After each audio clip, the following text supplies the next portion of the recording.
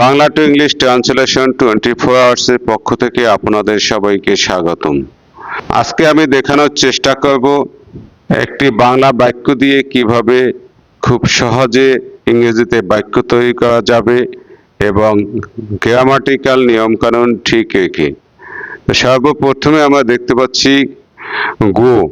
গো এর বাংলা শব্দ হচ্ছে যাওয়া। গো এর তিনটি ফর্ম: গো, ওয়েন্ট, গন।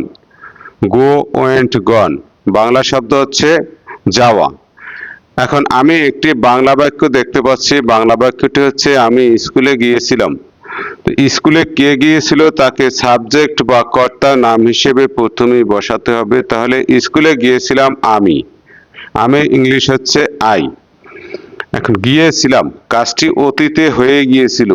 তা অতীতকালের কোনো বাক্য যদি আমরা দেখি তাহলে এখানে সাবজেক্টের পর ভার্বের পাস্ট ফর্ম বসাতে হবে।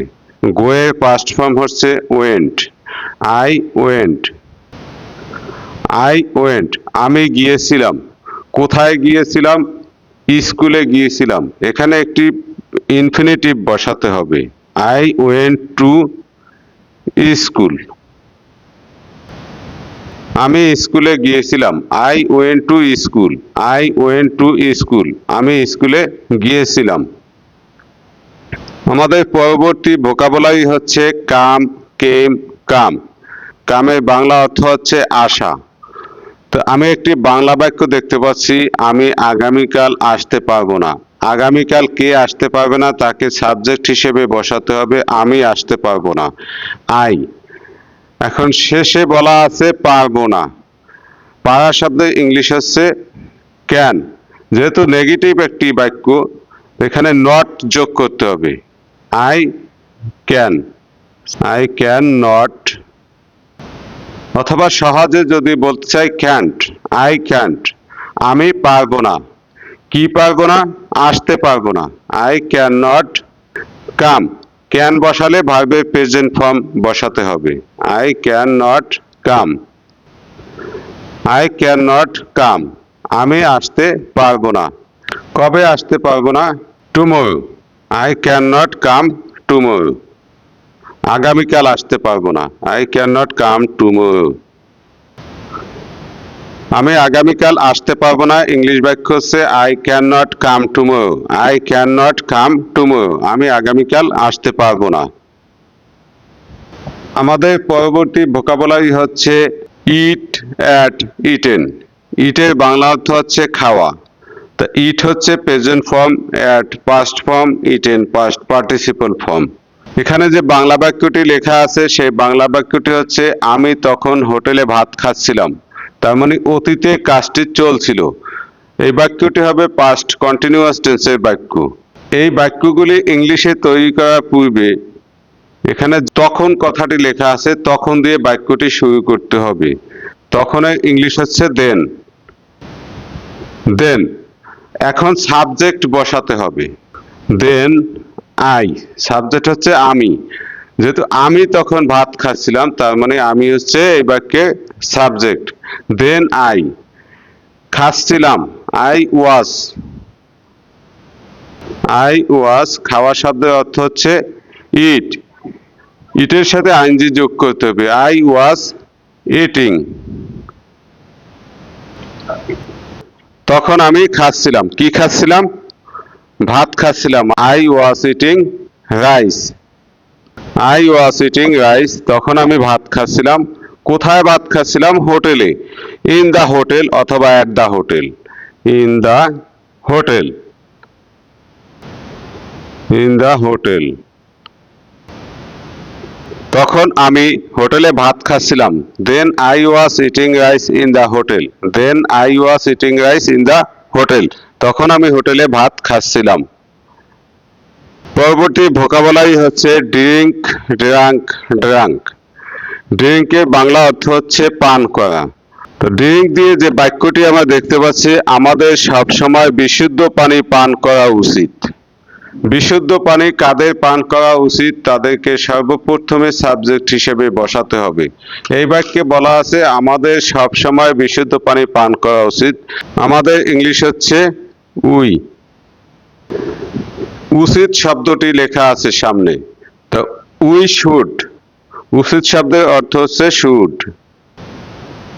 উই শুড আমাদের উচিত, কি উচিত? বিশুদ্ধ পানি পান করা উচিত। উই শুড পান করা ইংলিশ হচ্ছে ড্রিঙ্ক। উই শুড ড্রিঙ্ক বিশুদ্ধ পানি, pure water. We should drink pure water. We should drink pure water আমাদের বিশুদ্ধ পানি পান করা উচিত। We should drink pure water. বাকি আছে সব সময়, অলওয়েজ, সব সময়, অলওয়েজ। তো এই হলে বাংলা বাক্য দিয়ে ইংরেজি বাক্য তৈরি করার নিয়ম। We should drink pure water always আমাদের সব সময় বিশুদ্ধ পানি পান করা উচিত। We should drink pure water always আমাদের সব সময় বিশুদ্ধ পানি পান করা উচিত। পরবর্তী ভোকাবুলারি হচ্ছে স্লিপ, স্লেপ্ট, স্লেপ্ট। স্লিপের বাংলা অর্থ হচ্ছে ঘুমানো। তো স্লিপ হচ্ছে present form, slept past form, slept past participle form. আমরা যে বাংলা বাক্যটি দেখতে পাচ্ছি, আমাদের সবাইকে রাত 11টার মধ্যে ঘুমানো উচিত। রাত 11টার মধ্যে ঘুমানো উচিত কাদের? আমাদের। তো আমাদের ইংলিশ হচ্ছে উই। আমরা সাবজেক্ট বসালাম সবাইকে, we all. We all should, উচিত, শুড। উই অল শুড আমাদের সবাইকে উচিত, কি উচিত? ঘুমানো উচিত। উই অল শুড স্লিপ, ঘুমানোর ইংলিশ হচ্ছে sleep, SLEEP। We all should sleep আমাদের সবাইকে ঘুমানো উচিত। কখন ঘুমানো উচিত? রাত 11টার মধ্যে। উইথিন 11 PM, 11টার মধ্যে, 11 PM, রাত 11টা, at night, at night, at night আমাদের সবাইকে রাত 11টার মধ্যে ঘুমানো উচিত। We all should sleep within 11 PM at night, within 11 PM at night আমাদের সবাইকে রাত 11টার মধ্যে ঘুমানো উচিত। আমাদের পরবর্তী ভোকাবুলারি হচ্ছে সি, স, সিন। সি এর বাংলা শব্দের অর্থ হচ্ছে দেখা। সি হচ্ছে present form, saw past form, seen past participle form. এখন যে বাংলা বাক্যটি দেখতে পাচ্ছি, আমি একটি উড়ন্ত পাখি দেখেছিলাম। আমি দেখেছিলাম, সর্বপ্রথমে তো বাক্য তৈরি করতে হবে আমি দেখেছিলাম। দেখার ইংলিশ হচ্ছে সি। এখানে সি বসালে হবে না, কারণ এখানে বসাতে হবে স, কারণ এই বাক্যটি পাস্ট টেন্সের একটি বাক্য। আমি ইংলিশ হচ্ছে আই। আমি দেখেছিলাম, I saw, SAW, I saw, আমি দেখেছিলাম। আমি কি দেখেছিলাম? একটি উড়ন্ত পাখি। আই স আ, একটি অর্থে এখানে এ বসাতে হবে। আই স আ উড়ন্ত পাখি, ফ্লাইং বার্ড, উড়ন্ত পাখি, flying bird, flying bird. I saw a flying bird আমি একটি উড়ন্ত পাখি দেখেছিলাম। I saw a flying bird আমি একটি উড়ন্ত পাখি দেখেছিলাম। আমাদের পরবর্তী ভোকাবুলারি হচ্ছে সে, সেড, সেড। সে বাংলা অর্থ হচ্ছে বলা। তো বলা দিয়ে যে বাংলা বাক্যটি আমরা দেখতে পাচ্ছি এখানে, সেই বাংলা বাক্যটি হচ্ছে আমি আপনার সঙ্গে কথা বলতে চাই না। কথা বলতে কে চায় না? তাকে সর্বপ্রথমে বসাতে হবে। আমি কথা বলতে চাই না, আই, আমি বসালাম। এখন এই বাক্যটি প্রেজেন্ট ইনডিফিনাইট টেন্সের একটি বাক্য, তাহলে এখানে বসাতে হবে I don't, I don't, DONT, I don't.